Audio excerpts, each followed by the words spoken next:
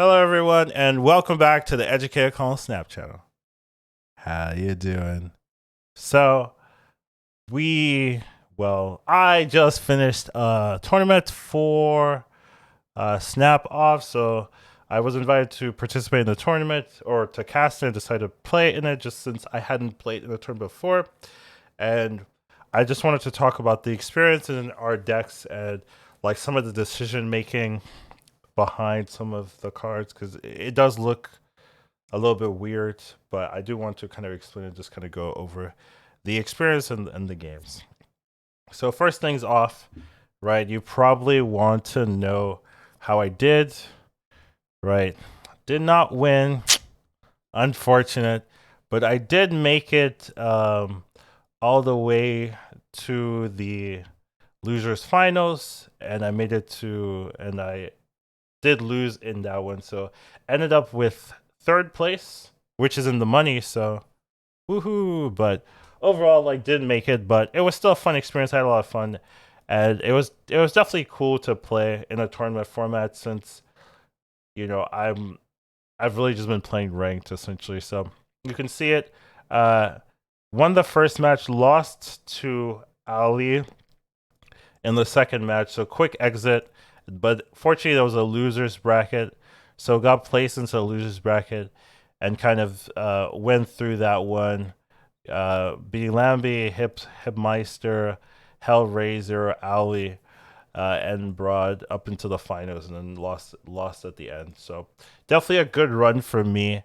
And I just want to talk about the decks that I used because they were a little bit unorthodox. So the first list here is the list I made first, essentially. So this is like, if you watch the High Evolution Theorycraft videos, you'll notice that this is very similar to the High Evolution number 11. This was the one I was saying, oh, this felt really good, surprisingly good to me. And I just kind of took that list and refined it a little bit. So what I noticed was that the bombs were really the main point. A lot of people aren't running tons of counters, especially on ladder, to having big cards. As they're doing their own big cards. So I just wanted to focus on just having a lot of big stats and taking advantage of it. And Dracula, this is something very notable that I put in my list that I really don't see in any other list. But this Dracula has done a lot of work. It lets you play Infinite, lets you hit the Infinite, gives you that Jubilee into Infinite hit. And something I really like added was like the Odin and the Doctor Doom. It's like I initially didn't have Doctor Doom in both of my lists, and I was just like, that can't make sense. So I put the Doctor Doom in there. And this is just kind of a matchup to deal with the people running a lot of wave, dealing with the people running a lot of not a ton of power and no destruction. So if you're not running Shang-Chi, if you're running wave, I can really take advantage of it. It also helps into any matchup that just relies on doing their own thing. I feel like this deck does its own thing a lot better than a lot of other lists. And you could just, if they're not interacting with you, you can just have tons of power, and it's very telegraphed when you're ahead, right? You get your Lockjaw, you get your Wasp, you get your Jubilee Dracula. It's very telegraphed. So you can kind of just wipe people down if they can't compete with some things. Now, this deck had some noticeable weaknesses that I didn't really fully plan around. Obviously, I made two decks that kind of function differently so that I could pick one or the other. But the main issue was that a lot of my matchups ended up being some type of Darkhawk with a Shang-Chi.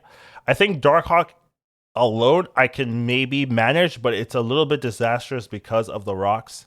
And then if you add the Shang-Chi on top of that, if I high roll, if I hit the Hulk, if I hit the Infinite early, you can just blow it away. So that kind of issues made that matchup, especially the Darkhawk Shang-Chi matchup, really hard, and I fought that quite a bit, so it made it hard to kind of play this. But if you were playing something standard I could deal with, this was a really, really nice deck into those matchups.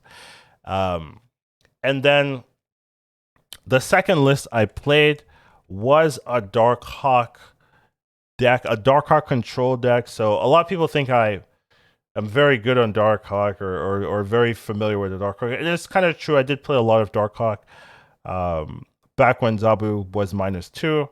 And maybe that is the reason why I'm very familiar with the matchup. But Sarah Control is also something I like. I do like being able to react to my opponents. My first list doesn't really react, but this just helps me react there. And you can see there's a lot of like weird stuff in here that doesn't really make too much sense at first glance. You may ask, why is the Yellow Jacket in here? I just figured that in a lot of matchups, this Yellow Jacket is a free 2 power and really just starts putting pressure. And there's also a lot of locations that want you to have some structure, some power early. The locations that turn things into hog, the locations that start scaling, and any location where you want to have a little bit extra power. This Yellow Jacket just surprises people. They're not playing around it, and you can really just have that little bit of extra power. I do have the Nova too, so sometimes it's a 3 power unit that you can play for free. So not a bad hit here. Next thing is the Green Goblin. So Green Goblin was my overall Galactus tech. I know my first Lockjaw list like auto loses to Galactus. If they're playing Null and they kill any of my big cards, the Null is disgustingly big and I have no answers. So I needed this deck to at least have some chance into Galactus, and that was what the Green Goblin did. Also, there are just some locations that Green Goblin does really well. I've talked before how Green Goblin is one of my favorite cards in the game, and that I was super hyped for it when I wasn't in Series 3. And when I did hit Series 3, that was like the Silver Surfer meta, and it didn't have a good matchup into that. But Silver Surfer is like still good, but not as prevalent. So now Green Goblin can kind of shine again. And it helped in that, and it was just like a nice card. It didn't really feel horrible. Obviously, there are some matches where you want something else, but in a lot of games, I didn't really mind having the Goblin. And there's also those scenarios where you can fill in that 4th location and really stop them from interacting with a location at all. And that also felt really nice. So there was definitely some plays there. We have Killmonger. So this deck was kind of hoping to play into Thanos Lockjaw High Evolutionary. So I even though the other list the Lockjaw list I also think could do well into that, but I think this had a really nice matchup with the rocks that I can add. The Darkhawk is really good. I have the Killmonger for the 1-drops, and then the death is free in that matchup. So this one destroy and then if you play Dino, I'd kill it. If you play, if you play your Thanos, I can kill it. So this was like my idea to really just destroy those Thanos Lockjaws, which I thought was gonna be prevalent, and it was, but I didn't fight them, so it kind of felt weird to run this as my counter to some of the other decks that I didn't even play, but that was kind of the idea there. And then Death is the last like weird card. So I have Doctor Doom in the other one, but I initially didn't even have Doctor Doom because what I want to do with this deck is you play the Sarah on 5, right, and then you flood. But my issue was like a lot of people had Wave, right? Like people were playing Wave, but those Wave matchups I could play my Lockjaw. My Lockjaw actually did really good into Wave decks, but this deck kind of struggles into Wave because if they play Wave and I play Sarah, they're not really losing a lot, and I don't have Doctor Doom to kind of spread out there. So Death was kind of my way to compete with those Wave gameplays. If they had a bad start, they play a lot of 1s, I could kill Monger and get the Death pretty cheap and then play Death on 5 instead of the Sarah if I'm expecting a Wave, and then have that be something to set up for the final turn. So that was the idea. I could get that cheap enough. I just needed to kill, I think, 2 things with the Killmonger for that to happen, which isn't like super hard, but it's not super easy either, especially if they know that that's your game plan. So a lot of people are running Nebula and Sunspots, I think. Nebula and something. They were running 2 1s. So I was thinking and sometimes Misty Knight. So I was thinking if I could get kills off there, I can play the Death on 5, and that could be my answer to Wave. But overall, Jeff was also really nice, right? To deal with the control tools. The one issue is just that I don't have Doctor Doom, so if they had Doctor Doom set up, like, it was really doomed. So there were some matchups that I ended up winning, but it was just unfavored from the get-go. So those are going to be fun to talk about if I am going to be talking about that soon. But those were the ideas behind the two deck lists. Now, I played both of these deck lists initially and through it, but I want to talk about the ideas behind picking which into each matchup, because it was open deck list, so you did get to see what your opponents were playing. So I did get to scout ahead essentially and guess what they were going to play and then pick. I actually would prefer if you made 3 deck lists and then you ban one. I'd actually prefer that because I pretty much guessed what deck they're going to play 100%. Like, it was not hard. Like, I guess not. People didn't make 2 deck lists to play. It felt like they made 1 deck list to play and the other one was just like memeing around. But for me, I did make 2 deck lists to play and I did play both of them. So it was definitely weird. Like, they're going to play this. But I want to kind of talk about the bracket itself and like the ideas here. So we'll see the first match, right? I want to go through the bracket and maybe that'll be the end of this video. And if you guys like this, then maybe I'll post the gameplay itself. But here we're against Nicolina, and you do get to see all of the deck list that they play. So you kind of get to see ahead of time. So Nicolina was running these 2 lists. I really didn't think she would play this list. It had an Orca, and like, I just didn't think she'd play Orca into me. You know, like, I just didn't see it. So it was just like, okay, she's playing this Thanos Darkhawk list. And I actually had little notes. Little notes of like what list I would play here. I have for Nicolina, I did decide to use Lockjaw against this likely Thanos list. So the reason why is that normally this is a good matchup for my Darkhawk list, right? So they're playing Thanos. I have the Killmonger, I have the Darkhawk, I have the Rocks. But she's running this Leech and this Wave that really mess with me. So Leech into my list is really bad, right? My Death is out, my Darkhawk's out. Like a lot of my units need to be active, right, to make sense. So I couldn't really. The Leech scared me, and then the Doctor Doom Odin is actually really bad into this matchup as well because I can't play into unknown locations. So if they have a Doctor Doom, like, this deck kind of just loses to Doctor Doom. I'm gonna be honest. Like, Doctor Doom is so good, this deck just loses to it. So double Doom into Odin was just like so scary to deal with, and then she doesn't have too much targets for Enchantress, right? The Devil Dinos, whatever, and the Shang-Chi's, whatever, but like those are coming late. And then the Wave is also pretty bad into my Darkhawk deck. So I had to kind of pick up my Lockjaw list into it. So it was just like kind of like a Lockjaw matchup, and we were able to get the win. So that was the idea here. This deck was too good into my Darkhawk list, so I played the Lockjaw. We won that matchup. All right, second round, I was playing Owie or Owl.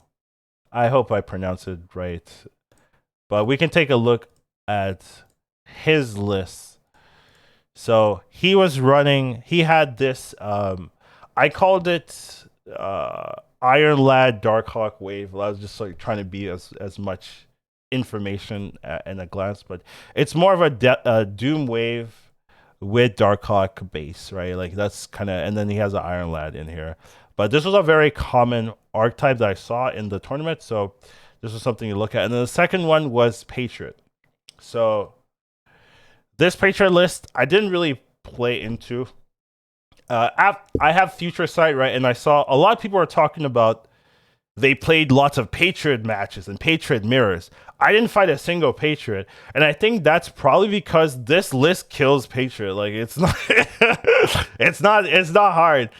You know, I have the Enchantress, I have the Killmonger, I set you up right, and I can have tempo. Like this list is really good into to Patriot. So I just don't think a lot of people wanted to play Patriot into my list. So I just didn't see Patriot at all. No one played it into me. So I was assuming I would get this list, but I was thinking both lists do well into Darkhawk. So I went for I wrote down I should play Darkhawk. That's what I said. I wrote this down before that. Hey, I should probably be playing Darkhawk here.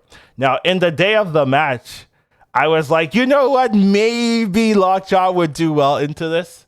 So I ignored I ignored me from like the day before, and I was like, okay, I'll play Lockjaw. So we went into a Lockjaw matchup here, and there were some things that were bad. So the opponent was good, understood that if they could start putting rocks in my deck, it's pressure time. It's time for them to pressure me, right? So they would start snapping after they play the Korg or before. Well, not usually before, but like before they play a rock slide, stuff like that. They started pressuring me for it, and a lot of my matchups came down to flips. So I won a 3 out of 5, right? So I won a 60%er to win a big match, and then I lost a 50%er to lose a big match, and then I lost I don't know the percentage, but I also lost another flip to be defeated, even though I won. Yeah, so essentially, so the game boiled down to a lot of flips that I had to decide, is this worth it, is it not?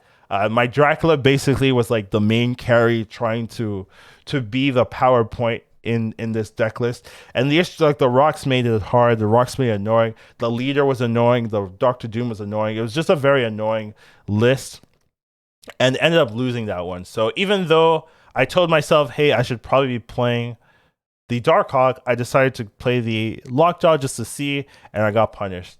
So I ended up losing that round, right? So I lost this round, and we go down to the loser's bracket. So pretty rough start of it for me, already in the loser's bracket. So here we were against Peaceful Sea. So we'll take a look at that one. So Peaceful Sea, once again, had a Thanos Iron Lad list, and then also had a lockdown list, I believe. So this was the list he ran, I believe. So here I only had information for like the top half of the bracket. I wasn't doing every single one, but for this particular one, I don't actually remember what I did. I think I played Lockjaw into this. Actually, wow, dude, this was like what, 4 hours ago, and I don't remember. I think I played Lockjaw into this. Give me 1 second to just double check that that's what I did here. Kind of crazy that I don't fully remember exactly what I played a couple hours ago. But I'm pretty sure I played Lockjaw into this. Yeah, okay, yeah, that's correct. So what happened is that they played their lockdown into my list, and I played the Lockjaw. So the reason why I picked Lockjaw over Darkhawk, over the other one, I think it was just like I felt good about the Lockjaw list, even though I just lost with it. I felt pretty good about the list. I thought it would I thought it would blow out this matchup, and I think he was focusing on this particular deck. He hadn't played the other one, and I thought I just had a really good matchup into this particular list. They had they weren't running Dr. Doom in any of their matchups. They weren't running Wave or Dr. Doom in any of their matchups. So I thought, okay, I can just use my Lockjaw to kind of roll over him. Now, that didn't actually end up being the case. There were definitely some close moments in that game. It was not easy to win. But the idea was to particularly, well, the idea was just to roll him over with the Lockjaw, and the Lockjaw did just that, right? He had no Shang-Chi or anything, so there was like it was free reign for my Lockjaw to just like destroy his deck list. So that one was a pretty smooth gameplay there. The next one we had was against Lambie series. So Lambie, I definitely have a lot of respect for, and I know how good he is as a game. So I was definitely very worried about this. I do want to watch his point of view and his thoughts on the matchup, because it definitely be a very interesting watch there. But let's look at Lambie here. Okay. So he's running old school and then classic goodies was the name, right? So old school was Patriot as well, but I really didn't think they were gonna run Patriot to me. Like there was no chance they were gonna run Patriot. This deck will eat Patriot, and he doesn't have any counters, right? Like no way to really counter. He has the Cosmo, right? So he has to be very careful of Cosmo, but it's not super reliable. So and I have other ways to win. Like I can still just kill off the Ultron bot. So basically I assumed he was going to run this list, right? So what happened is this is the exact same list that Aoi ran, I believe, right? So this was the exact same list I lost to. So if you look at Lambie's list, okay, it's different. There's a Jeff, and okay, so Lambie has a Shang-Chi, and Ali has a Jeff, right? So Shang-Chi makes my Lockjaw list even worse, right? So my Lockjaw list, I'm going into it trying to deal, but he can Shang-Chi my big units, and he's also playing the Darkhawk engine, which is putting rocks for my Lockjaw to pull up, for my Jubilee to pull. It's a really bad matchup, and I just lost this same matchup. I just lost to Ali, so there's no way I'm going to play the same matchup again. So here I went for my Darkhawk list, even though it doesn't look good. So if you look at these lists side by side, it really doesn't look good for me, because he has Leader, he has Doctor Doom. I don't have Doctor Doom. It's really the Doctor Doom that felt really bad for me comparative to everything else. So, but we just played aggressively, essentially. We had to take any advantage that felt any favor to our side. We just snapped, we took advantage of it, and we were able to get like a nice win at the end. I wasn't like super sure about it, but we were able to get that final game off. The locations helped me a lot in this particular game. I think if the locations were not favored for me, I would have struggled really hard here. So we were able to beat this deck, which I definitely felt the pressure with our Darkhawk piece. So we ended up winning that matchup, and then we moved to Hipmeister. So Hipmeister was pretty interesting. Let's take a look at Hipmeister's lists here. So Hipmeister, first one's curveball, second one's fastball. So this one was a bounce list. It's a bounce list. And the second one is a Lockjaw list, right? So this is a Lockjaw list. I really did not think people were playing bounce in this tournament because of the prevalence of wave. So I really was not expecting him to play this list. Also, this list is like very weird. Like there's a Wong there, which I think is a good card, but not like a common card you'd play in a tournament, right? You wouldn't like Wong in tournaments, like kind of weird, right? Because it's so telegraphed. So I really didn't think he'd be playing this list. So he's playing this Lockjaw list, right? So you can see this Lockjaw list. I took a look at this Lockjaw list, and then I took a look at my Lockjaw list, and I'm like, yeah, I'm playing my Lockjaw into this. So that was the idea there. We just ran our Lockjaw into his Lockjaw. So he has 4 different cards different than mine. He has the Sunspot, he has the Cyclops, he has the Leech, and then he has the Magneto here, right? So his list is a little bit more balanced than mine. But I have Dracula, I have Infinite, I have Odin, and I have like, what is the other one that he's missing? Odin, and Captain American Chavez. So he doesn't even have that consistency of Chavez, right? Which is really important for the Lockjaw matchup. It doesn't have that consistency. So I just took my I think superior Lockjaw list and ran him down that way. So that was the idea there. I just used my Lockjaw list into his Lockjaw list, and um, that was the game plan there. It was not like too difficult. I think our list had a lot more options to win than his, so that was how we got that clean win there. Next up, we go into Hellraiser TV. I wonder how long this video is going to be. Right, we're 24 minutes is not horrible. Okay, so Hellraiser TV. Let's take a look at that particular list that they were running here.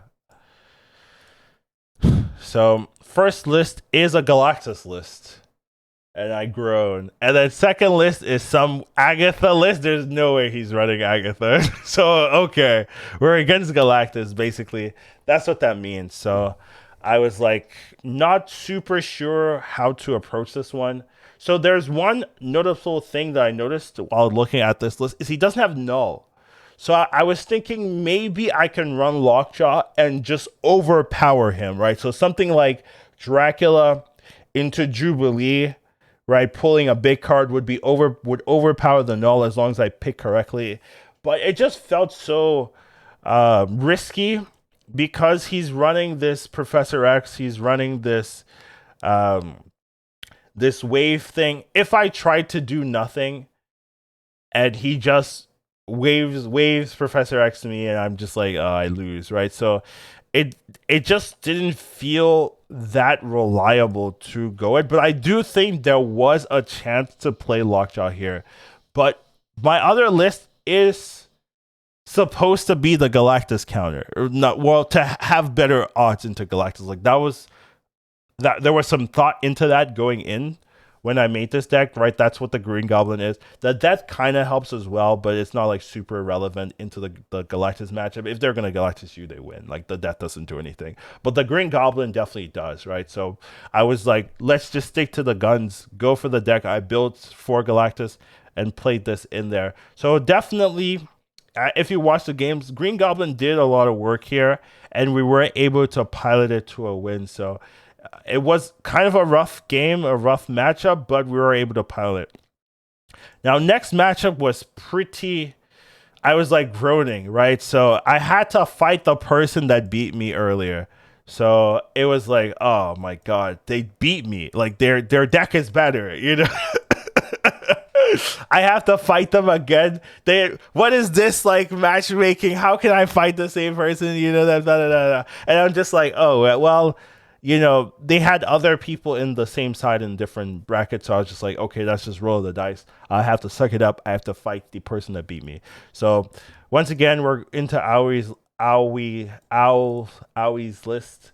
So I assume he's going to run the list that beats me again. So instead of running the Lockjaw again, which is what I did, I decided, okay, I get a chance to listen to my pre-tournament strategy and play my Darkhawk into it, right? This should have a better matchup, blah, blah, blah. Even though this is the same list Lambie used, I beat Lambie with it. So I had a little bit of confidence, like, oh, it's possible to win with this list. Even though it felt hard, at least it was possible. So went for that. And it was a close matchup. Obviously, he was a good player, but was able to find some moments. I kept my same aggressive game plan. I kind of learned it during the Lambie match, kept it up here, and had some good results there. So was able to get the revenge. Really happy to get my revenge on that match because they beat me before. I'm gonna get my revenge, that kind of thing. So happy about that. Next up was against Broad. So once again, let's take a look at what they're running here. So first list is a Galactus again, and then he's running Patron. No one's playing Patron to me. So once again, I have to play the Galactus matchup. Now, he has a lot of cosmetics. First of all. Second of all, is this one does run null. It's also running Nimrod for a secondary win condition, which makes it a little bit hard, right? You have the Shuri Nimrod destroyer package. So it's a little bit not as clean as or telegraphed as the one-dimensional one that we fought before. This one has a little bit more options there. So once again, we stick to our guns. There is no way we could run Lockjaw into this. It would eat us for breakfast. So we stuck with our Green Goblin counter deck, picking that up. So here, the matches were close. Obviously, you can tell this person's a good player. I've seen him. I mean, I know he is, but you could tell from playing that he was. And there were definitely some moments where the location RNG really helped me out to win here. So definitely have to thank the locations for the difference here. I think it really gave me a lot of advantages that I rightly took advantage of, and ended up getting a clean win into this matchup. So it was a little bit scary. There was a couple, different things like probably both players could be like, oh, could have done this differently. But we were able to get the win there. Felt good. We beat both of the Galactus matchups. There were definitely some people in chat that were like really happy that we were able to like take down Galactus players. A little satisfaction there. So I definitely understand it. I appreciate it. And thank you for the support there. So definitely cool. And then next up, final matchup. This is the losers final. We're against Fiona here. So here we can take a look at the final. Oh, this is Fischl's deck. No. We can take a look at the final list. We have a Daredevil Dino list, which is pretty rare. I wouldn't be surprised if she was the only one running that. And then the second list is a lane control list here. I believe she was really focusing on this Daredevil Dino list. I don't think she really even played this one. So I was expecting this list, which we did get into. So I was thinking, okay, this has the same issues for my Lockjaw list. So the Lockjaw issues are the rocks from Darkhawk archetype and then Shang-Chi. Those are the two issues that I didn't want to play the matchup. Now, I stand by that, right?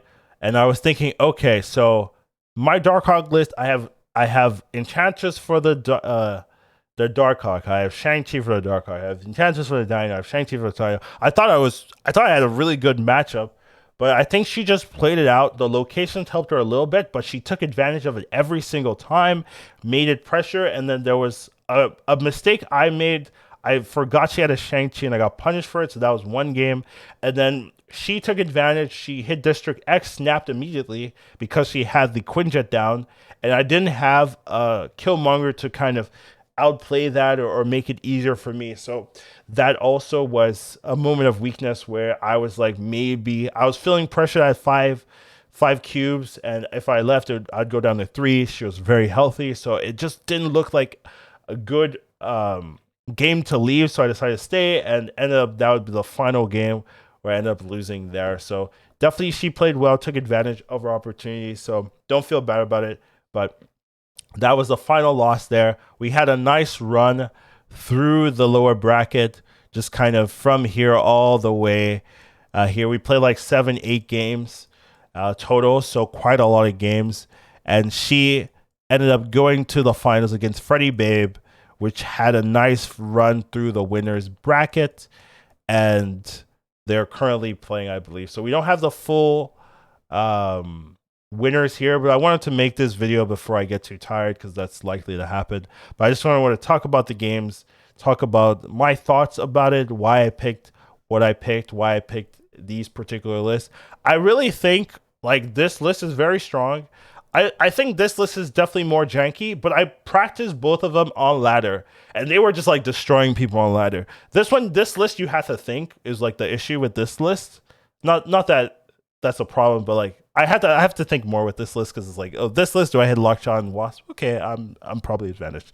Where this one I had to think a little bit harder, but they both did really well. So I have my thumbs up on both of these lists. These are like like hidden tests, right? Like usually I'm streaming and stuff like that, so people know. But these ones I was just testing, and they were just performing very well. So,